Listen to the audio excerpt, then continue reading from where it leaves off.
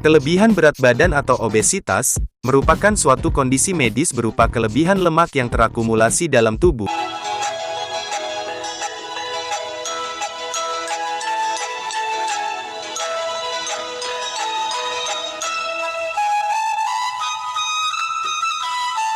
Menguras lemari, apakah itu? Sumber Rudi Gunawan BE CPS. Kalau baju sudah menumpuk, tiba saatnya untuk acara bersih-bersih lemari. Manfaatnya banyak, selain untuk membuang barang yang tidak lagi terpakai, bisa juga untuk disedekahkan ke orang lain. Istri malah punya alasan lain lagi, kan kapasitas lemari terbatas. Jadi kalau kita kosongkan sebagian, artinya sudah saatnya beli baru.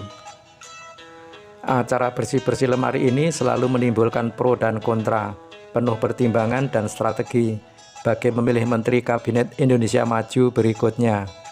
Yang pasti, yang pantas jadi sasaran reshuffle adalah baju yang sudah sobek, yang sudah luntur, yang sudah lama, yang sudah bosan, yang ukurannya sudah tidak pas, dan lain sebagainya. Yang masih layak menjabat adalah baju yang baru dibeli, baju yang masih sering dipakai, baju yang ukurannya masih cocok, baju favorit, baju kenangan, dan banyak alasan lainnya. Akibatnya bukannya berkurang, isi lemari malah semakin hari semakin bertambah. Bersih-bersih lemari itu seringkali dilakukan dengan acara lepas ambil. Ini baju mahal loh, diambil lagi meskipun sudah tidak pas. Tapi mungkin si Anu cocok ya, disimpan lagi. Mau nyumbang kok pakai pilih-pilih. Kegiatan ini sebenarnya kegiatan yang lumrah dilakukan, namun prosesnya tidak lumrah. Sebabnya adalah melepaskan milik kita adalah hal yang paling susah dilakukan. Oleh sebab itu, setiap kali kehilangan sesuatu yang dirasa berharga, nangisnya bisa 7 hari 7 malam. Mengapa rasa sedih karena kehilangan itu tidak enak rasanya? Karena ada faktor ku di sini. Bajuku, mobilku, suamiku, istriku, dan ku lainnya. Padahal kalau mau dipikir, pada akhirnya kita juga akan kehilangan. Tidak ada yang abadi di dunia ini. Apakah handphone lama yang ditukar dengan merek terbaru akan menimbulkan rasa sedih? Tentu tidak, karena ku pada handphone lama telah kehilangan jabatannya.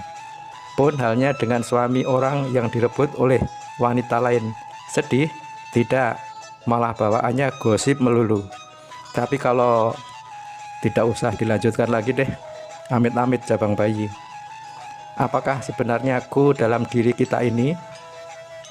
Ku dalam konteks sosiologi adalah penanda batas antara diri dan orang lain yang didukung secara sosial, sebagai bentuk kepemilikan agar orang lain paham adanya kekuasaan yang dimiliki secara eksklusif terhadap objekku oleh pemiliknya. Namun dalam filsafat Buddhisme, kataku ini memiliki istilah sebagai anatta atau tanpa inti, dengan berpedoman bahwa segala sesuatu tidak kekal adanya. Anatta menjelaskan bahwa pada akhirnya ku adalah sebuah produk delusi. Singkatnya, tidak ada kepemilikan yang sejati, bahkan tubuh dan jiwa itu sendiri. Yang ada hanyalah rasa kemelekatan terhadap rasa kepemilikan. Tanpa disadari, rasa kemelekatan inilah yang menimbulkan perasaan sakit, sedih, gelisah, amarah, dan lain sebagainya. Jika rasa kemelekatan terusik, sebagai contoh, ponsel keluaran terbaru Mas Kevin hancur berkeping-keping. Apakah pernyataan ini membuat kamu sedih? Tidak. Apakah kita senang? Tergantung. Ponsel keluaran terbaruku hancur berkeping-keping. Walah, tidak usah dibilang lagi, sakitnya itu loh di sini. Nah, sama-sama ponsel, sama-sama keluaran terbaru, sama-sama hancur berkeping-keping. Bedanya di mana? Jelas, yang satu milik Mas Kevin dan yang satunya lagi milikku. Ku disinilah yang membuat perbedaan. Kita sedih karena ku, kita bahagia karena ku. Memang kelihatannya enteng, namun saya pun akan menangis berkeping-keping jika handphone keluaran terbaruku sisa puing-puing. Oke, terima faktanya. Ku meninggalkan air mata yang entah kapan akan mengering. Namun durasi waktu tetesan air mata akan sangat bergantung kepada suasana hati yang muncul dari persepsi pribadi. Semakin berharganya sesuatu, semakin besar kemelekatannya. Kehilangan pulpen yang sudah macet-macet, enteng rasanya. Dengan demikian, setujukah kita untuk mulai belajar menangani kemelekatan ini? Bukan melenyapkannya, karena pada dasarnya seseorang yang masih normal pasti akan sedih jika kehilangan sesuatu. Namun siapapun bisa mulai melatihnya agar rasa kepemilikan ini dapat berkurang. Kuncinya adalah kerelaan. Memberikan sedekah kepada fakir miskin tanpa mengharapkan balasan adalah salah satu caranya. Namun istilah ala kadarnya itu sering disamakan dengan harga pulpen yang sudah macet-macet. Kendati di sisi lain, kita juga tidak mungkin memberikan sedekah bila mana memberatkan. Walaupun demikian, masih banyak cara yang dapat digunakan untuk melatih kemelekatan ini.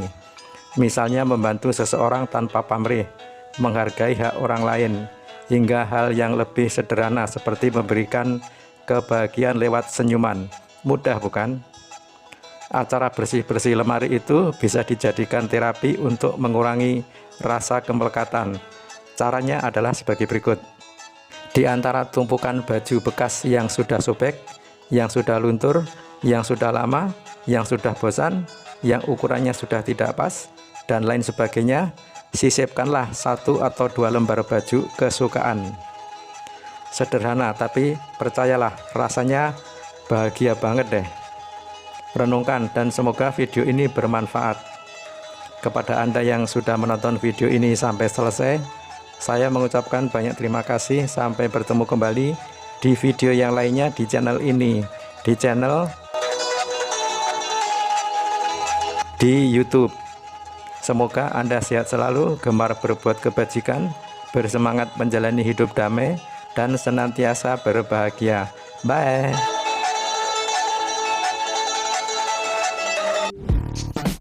Kelebihan berat badan atau obesitas merupakan suatu kondisi medis berupa kelebihan lemak yang terakumulasi dalam tubuh, yang bisa membuat seseorang merasa kurang percaya diri dan kurang nyaman dalam beraktivitas sehari-hari. Oleh karena itu, obesitas adalah salah satu hal yang sering ditakuti oleh banyak orang. Selain itu, obesitas juga sangat beresiko tinggi menderita penyakit yang berbahaya dan mematikan. Bahkan dalam beberapa kasus ada beberapa orang yang mengalami kelebihan berat badan yang sangat ekstrim, saking beratnya dia bahkan tidak bisa bergerak dengan leluasa. Lantas siapa saja manusia tergemuk di dunia? Maka inilah 7 manusia tergemuk di dunia versi 7. Mayra Rosales. Wanita asal Amerika Serikat ini pernah memiliki berat badan sekitar 495 kg, dan konon katanya karena berat badannya inilah yang membuatnya lolos dari tuduhan membunuh keponakannya sendiri. Dulu saat masih memiliki berat badan fantastis ini, dia tidak bisa menopang dirinya sendiri. Bahkan keperluan seperti mandi dan merawat tubuh lainnya hanya dibantu oleh keluarganya sendiri. Tapi kini dia sudah sukses melakukan operasi plastik untuk membuang sebagian berat badannya, dan sudah bisa leluasa bergerak dan serta hidup sehat. Di mana kabarnya dia kehilangan hampir 80% dari berat badannya yang dahulu. 6. Imam Ahmad Abdulati.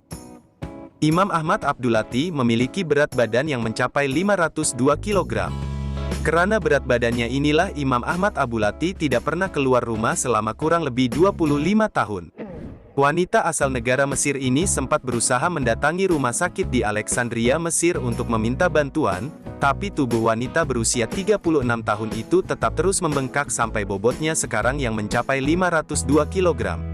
Kabarnya berat badan mulai meningkat sejak dia berusia 11 tahun setelah ia mengalami stroke yang membuatnya tidak bisa bangun dari tempat tidurnya.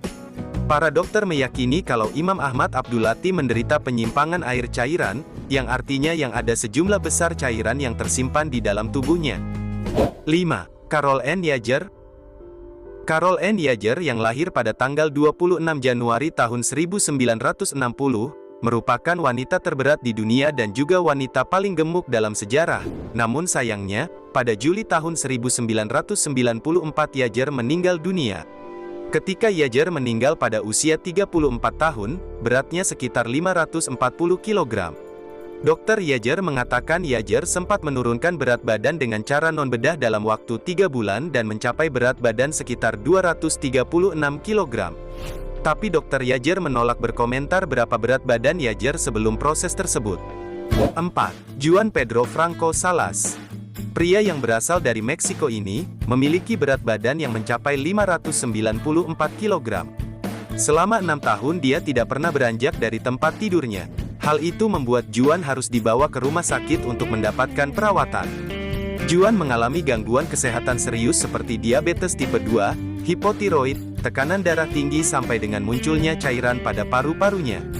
Karena itulah Juan mendapat penanganan khusus untuk menyelamatkan hidupnya.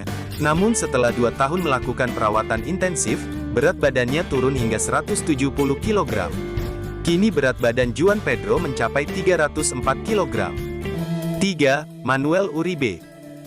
Manuel Uribe memiliki berat badan yang mencapai 597 kg, bahkan karena saking beratnya, pria kelahiran tahun 1965 asal Meksiko ini sangat sulit menggerakkan anggota tubuhnya.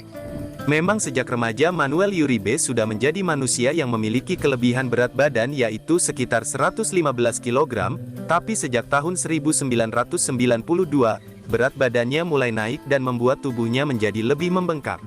Sayangnya pria yang pernah tercatat di Guinness of World Records sebagai manusia tergemuk pada tahun 2006 ini, sudah meninggal pada tahun 2014 lalu, karena bermasalah dengan jantung dan hatinya. 2. Khalid bin Mohsen Sari. Khalid bin Mohsen Sari merupakan pria asal Arab Saudi. Khalid berada di posisi kedua sebagai orang paling gemuk dalam sejarah. Dilansir dari CNN pada tanggal 3 Februari tahun 2014, berat badan Khalid mencapai 610 kg.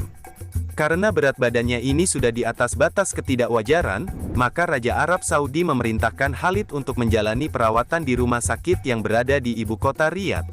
Untungnya, Khalid bisa menurunkan berat badannya hingga mencapai 320 kg. 1. John Brower Menek. Menurut Guinness World Records, John Brower Menek adalah orang paling gemuk dalam sejarah. Pria asal Amerika Serikat ini memang sudah menderita obesitas sejak kecil. Pada tahun 1978, Menek dirawat di rumah sakit University Seattle, di mana Dr. Robert menghitung bahwa Menek memiliki berat badan sekitar 635 kg. Ketika dia tiba di rumah sakit, Menek dipenuhi dengan cairan dan menderita gagal jantung serta pernapasan. Dia ditempatkan di 2 tempat tidur yang diikat bersama, dan dibutuhkan 13 orang hanya untuk menggulingkannya. Menek dilaporkan memangkas kalori hingga 1.200 per hari selama 2 tahun, ini membuat Menek berhasil memangkas berat hingga 216 kg. Namun, di September tahun 1983 dia meninggal dunia karena obesitasnya.